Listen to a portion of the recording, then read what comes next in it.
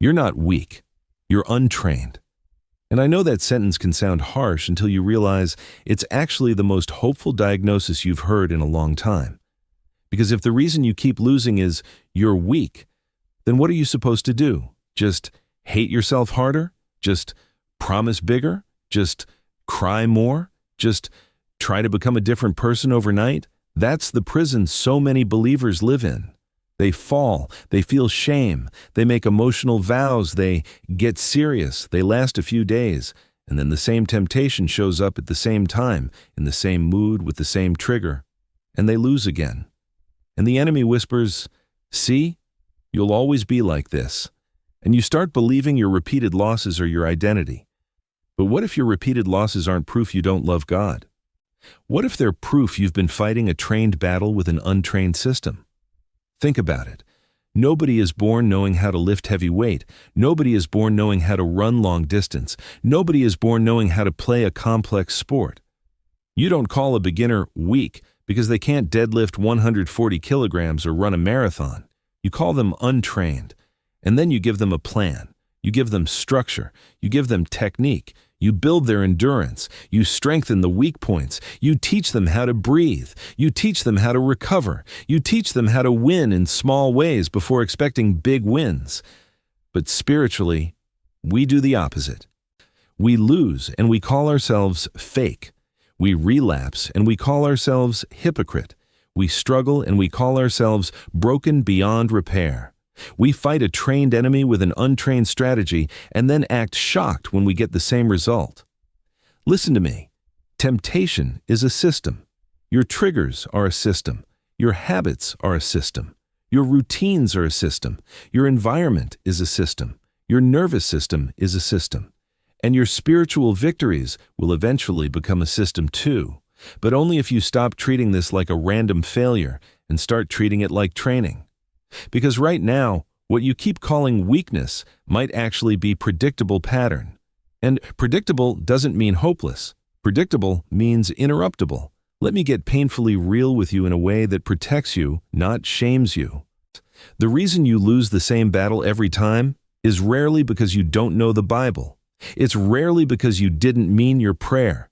It's rarely because God has abandoned you. Most of the time, you lose because you keep fighting at the final stage. When your body is already craving, your mind is already flooded, your emotions are already escalated, your phone is already in your hand, your isolation is already set, your tiredness is already heavy, your willpower is already drained. That's like trying to win a boxing match only in the last round, after you've been taking punches for 30 minutes and never learned defense. That's like trying to stop a car after it's already sliding on ice and ignoring the fact you were speeding for the last mile. That's like trying to not drown while refusing to learn how to swim. You don't need a louder promise. You need better training. And I'm going to prove it to you with something that might sting for a second, but will save you for years. The moment you fall is not the real moment you lost. The real moment you lost was earlier, when you started walking toward the edge and called it harmless. You didn't fall at midnight. You started falling at 6 p.m. when you didn't eat and your body got cranky. You started falling when you stayed overstimulated all day and never sat in silence once. You started falling when you kept your phone in the same private space where you always fail. You started falling when you told yourself, "I'll pray later," even though you felt the nudge. You started falling when you entertained the first glance, the first thought, the first fantasy. The first, just check. The first, I deserve comfort. And please hear me. I'm not saying you're a terrible person for that. I'm saying you're fighting like a person with no training, reacting at the last second instead of preparing at the first second. That's why it keeps happening. Because the enemy doesn't need new tricks. He studies your schedule. He watches what time you get tired. He knows what mood makes you vulnerable. He knows which conversations drain you. He knows what music, what videos, what scrolling patterns, what loneliness, what boredom, what stress, what disappointment opens the door. And if you keep walking the same hallway, you will keep finding the same door. Not because you're cursed, because you're consistent. And what if, just what if, God is not asking you to be stronger, but to be wiser? Because wisdom is what trains strength. Let's talk about what untrained actually looks like, because it doesn't look like "I hate God." It looks like normal life with no spiritual defense. Untrained looks like thinking you can win while you're constantly exhausted. Untrained looks like trying to be holy while your boundaries are non-existent. Untrained looks like praying for deliverance, but keeping the same access points open. Untrained looks like trying to resist temptation while you keep feeding your appetite with smaller versions of it all day. Untrained looks like waiting until you're in the red zone to start fighting. Untrained looks like calling it discipline when it's actually panic. And untrained people always rely on one thing: motivation. I just need to feel inspired. I just need to feel convicted enough. I just need to watch another sermon. I just need to cry more. But motivation is a spark. It is not a system, and sparks die fast in a windy life. Training is what remains when the spark fades. Now, here's where we go deeper, because some of you are thinking, okay, but I've tried. I've made rules. I've deleted apps. I've blocked things. I've prayed. I've fasted. I still fell. I believe you, and I'm not going to insult you with shallow advice. So let's name the real reason those efforts didn't stick. You tried to remove the behavior without retraining the need underneath it. Because every repeated battle is connected to a need, not a good need fulfilled in a good way. Often a real need twisted into counterfeit comfort. You don't just crave the sin. You crave what the sin does for you: relief, escape, control, numbness, pleasure, distraction, a sense of being wanted, a sense of power, a break from pressure, a break from pain, a break from loneliness, a break from your own thoughts. So if you remove the behavior but keep the same pressure, the same loneliness, the same boredom, the same late-night isolation, the same anxiety, the same unresolved anger, the same unprocessed grief, then your body will go searching for the quickest medication it knows. And if you haven't trained new coping, you'll reach for the old one. That's not because you're hopeless. That's because you're human. And humans don't just stop habits. Humans replace habits. So here's your first major shift. Stop treating repeated sin like a mystery problem and start treating it like a predictable loop. A loop usually has 4 parts: trigger, craving, ritual, payoff. Trigger: an emotion or moment hits. Tired, lonely, stressed, bored, rejected, overwhelmed, overstimulated, angry, ashamed. Craving: your brain says, "We need relief now." Ritual: you do your usual pathway: phone, scrolling, private isolation, certain content, certain conversation, certain location, certain time. Payoff: you feel relief for a moment, then guilt, fog, shame, emptiness. If you keep attacking only the ritual, you'll keep losing. Because the trigger will keep triggering, and the craving will keep craving. Training is learning how to interrupt the loop earlier and replace the payoff with something that actually heals. Now let me say something that might be the most freeing sentence in your whole year. You don't have to be the strongest person at midnight. You have to be the wisest person at 9 p.m. Because by midnight, your willpower is usually depleted. Your body is tired, your emotions are messy, your mind is foggy, and you're trying to fight like it's a fair contest. It's not fair at midnight. That's why training is about preventing the fight from becoming unfair. So let's rebuild your training like a coach, not a critic. First, we're going to expose your battle window. You have a battle window. It's a time range where you fall more often than you win. For many people, it's late night.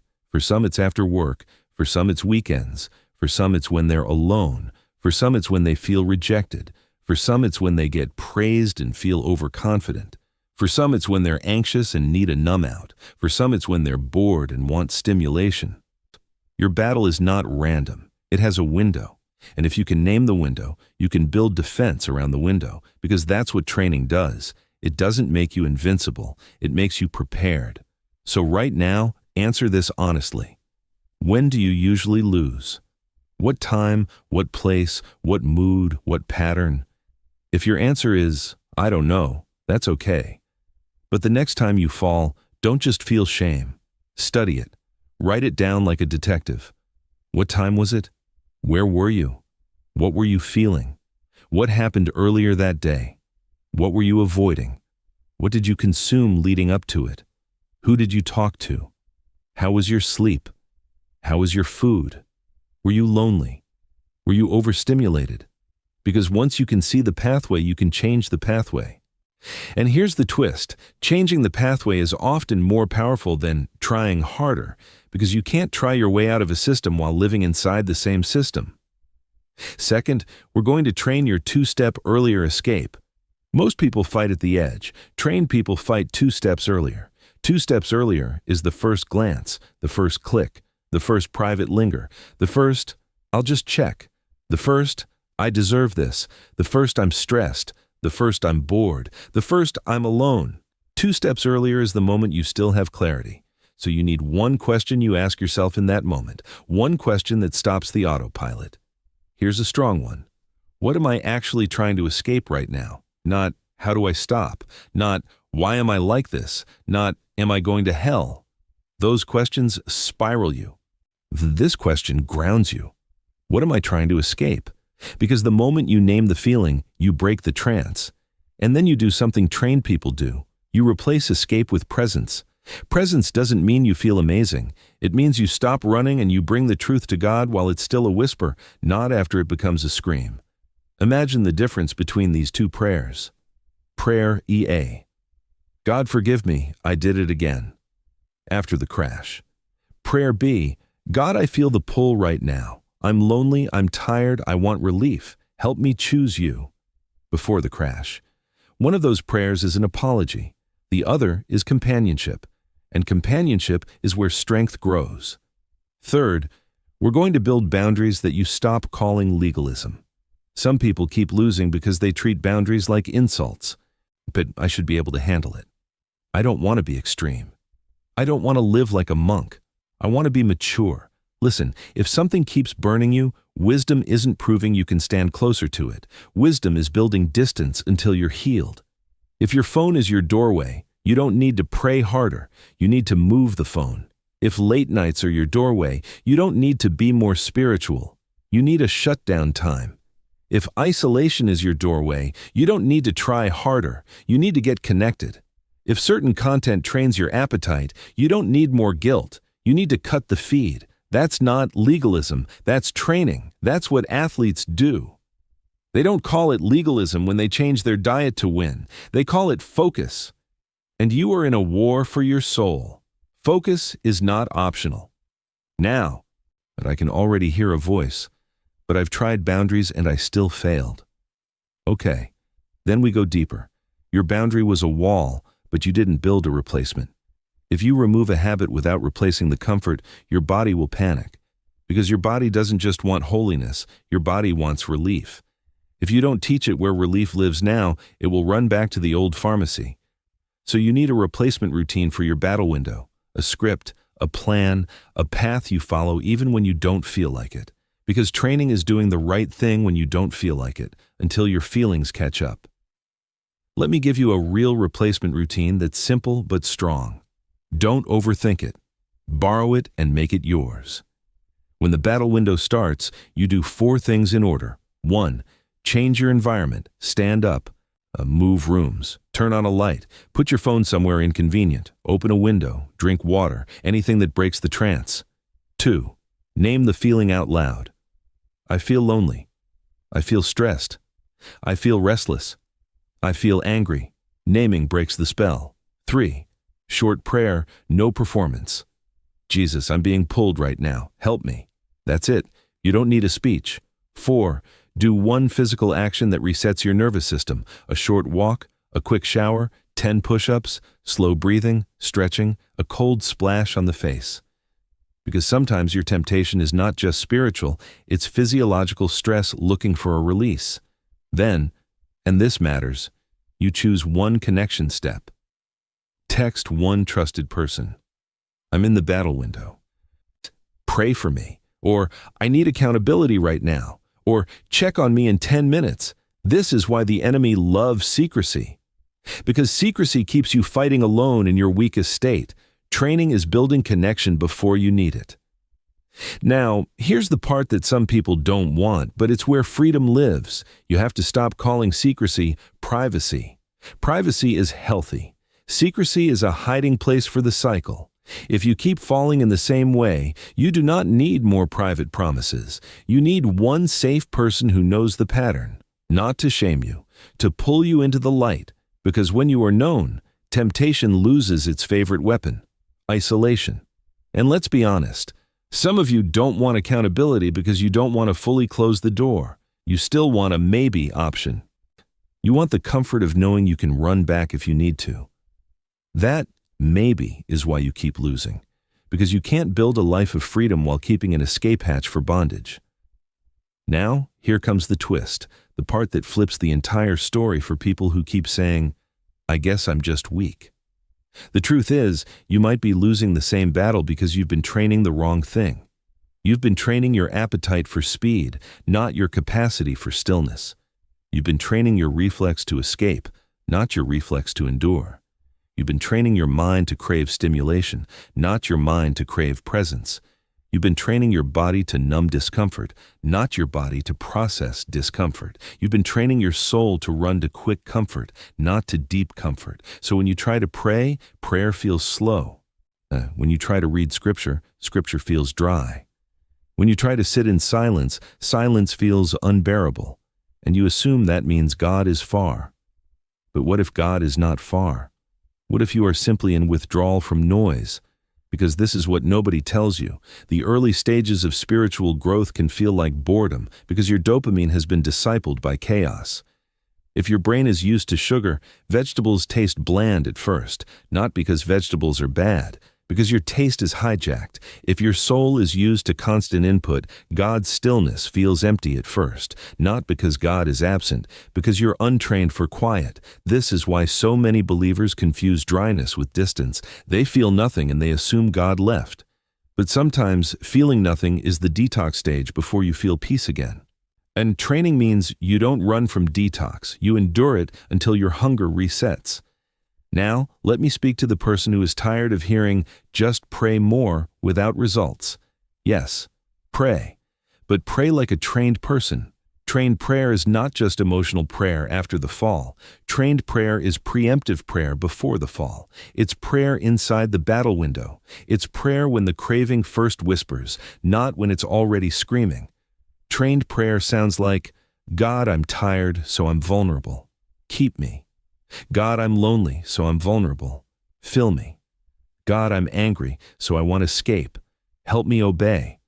God, I'm bored, so I crave stimulation. Teach me to be still. That kind of prayer is not fancy. It's real, and real is powerful. And now we go to the part that becomes your turning point if you actually do it. The 7-day training reset. Not a dramatic vow. Not a lifelong promise you break by Friday, a 7-day training block, because you can do anything for 7 days. And 7 days is long enough to retrain a reflex, but short enough to not feel impossible. Here is the reset. Simple, strong, life-changing if you don't negotiate it. For 7 days, you protect a battle window. If your battle window is night, you set a shutdown time, not a suggestion, a time. When that time hits, you charge your phone outside your room, not under your pillow, not face down, outside your room. You do 10 minutes of quiet presence, no background noise, no scrolling, no multitasking. 10 minutes where you sit and say one honest sentence, Jesus, train me. I don't want to keep losing. Then you read a short portion of Scripture, small, slow, not rushed. Then 1 minute of silence, then sleep.